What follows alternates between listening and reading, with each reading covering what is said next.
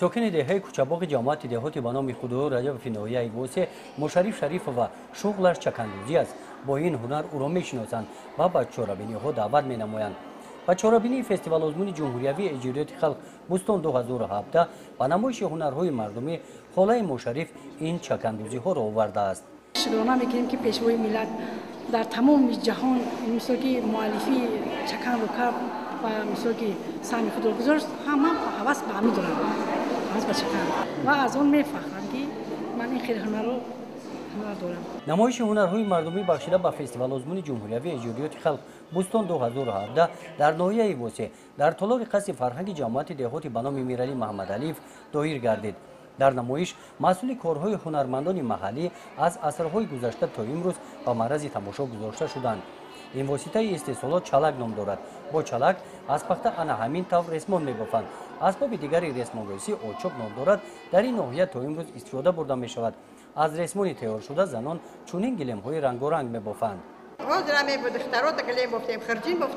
زنان و دختران واسگی هنرمند هستند. هنری بافتن شیراز را قریب که همه دختران دارند. انا این متا را باشد بردیوالی نام میبرند. با چنین نقش و نگار این بردیوالی را ساکن دهه تازقله مقسومه سفر و دخته است.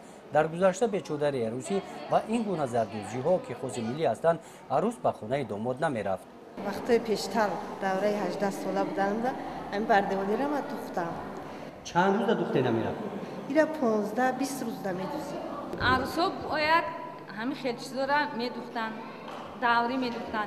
به دوری به چی؟ او عروسه خونه مثال کلانه خونه میگفتن که با ما ای میشود که مثال دختری ما رو شو میکنه و نداره.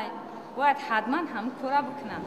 در این نمایش زنان این جماعت دهات نشان دادند که در گذشته نیاگان ما با چنین طرز از شیر جرقات و روغن را جدا کرده میگرفتند.